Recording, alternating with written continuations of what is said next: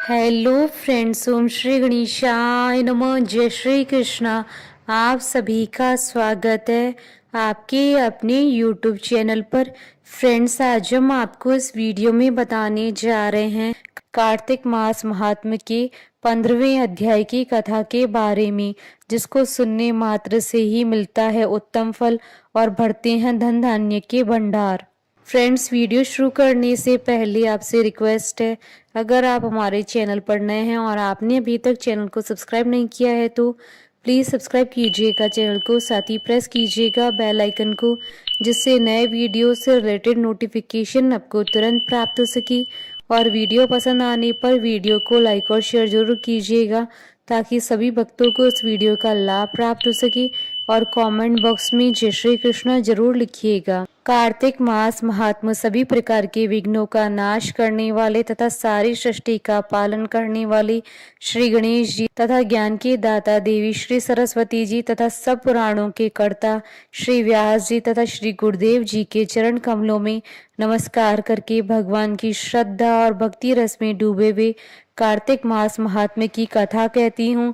कार्तिक मास महात्म्य 15वां अध्याय प्रारंभ। श्री विष्णु भगवान की कृपा हो सब पर अपरंपार, कार्तिक मास का कमल करे 15वां विस्तार। राहु को ग्रसने वाले शिवगण सतकीर्ति मुख की कथा। देवर्षि नारद ने राजा पृथु को दैत्यराज जलंधर की मति भ्रम तक का प्रसंग सुनाया और उनके मन में पार्वती जी को प्राप्त करने की अभिलाषा जगा दी। राजा पृथु ने इस प्रसंग को आगे बढ़ाने का नारद जी से अनुरोध किया। देवर्षि नारद बोले, मेरे वहां से विदा हो जाने पर जलंधर ने अपने दूत राहु को बुलवाया, उसे आज्ञा दी कि तत्काल कैलाश पर जाओ।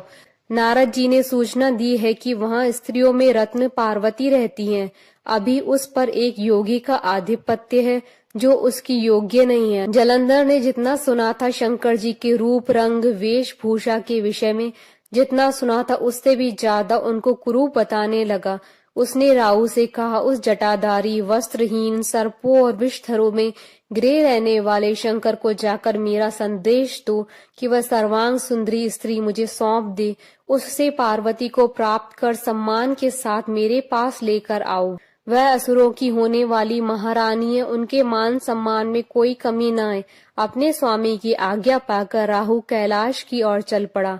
वहां वह सीधे शिव जी के निवास स्थल पर पहुंचा और अपने आने का कारण बताया। शिव जी के द्वारपाल नंदी जी ने उसे सभा के भीतर नहीं जाने दिया, परंतु राहु नंदी के रोके न रुका। वह जबरदस्ती सभा के अंदर प्रवेश कर गया। आया तो था वह दूत बनकर, लेकिन उसने दूत की मर्यादा तक का निर्वाह नहीं किया और बिना अनुमति लिए अपने स्वामी का संदेश सुनाने लगा। उसने जैसे ही कहा कि हे अमंगलकारी स्वरूप वाले शिव, अपनी सर्वांग सुंदरी स्त्री पार्वती को दैत्यराज जलंधर की सेवा में प्रस्तुत करके जलंधर की कृपा प्राप्त करो, तो शिवजी क्रोधित हो गए। भगवान शूल पाणी के आगे उसी समय भीषण ध्वनि के साथ पृथ्वी को फाड़कर एक पुरुष प्रकट हो गया। उसका मुख सिंह के समान था। वह क्रोध से उन्मत्त भीषण गर्जना कर रहा था। वह दौड़कर राहु को खाने चला। भयभीत राहु भागने लगा और अपने प्राण बचाने, लेकिन उस भीषण जीव ने उसका पीछा करना न छोड़ा। राहु को कोई राह न दिखी तो उसने हार कर शिवजी की शरण ली। राहु शिवजी के चरणों में लौट गया और प्राण रक्षा की भीख मांगने लगा। वह दूत धर्म की बात करने लगा, जो राहु कुछ समय पूर्व तक सारी मर्यादाओं को भूल चुका था। अब वही दूत होने की बात कहकर प्राण रक्षा की याचना करने लगा। शिवजी तो परम दयालु हैं, उन्होंने राहु को क्षमा कर दिया और फिर उस विकराल जीव को शांत करने का प्रयास करने लगे।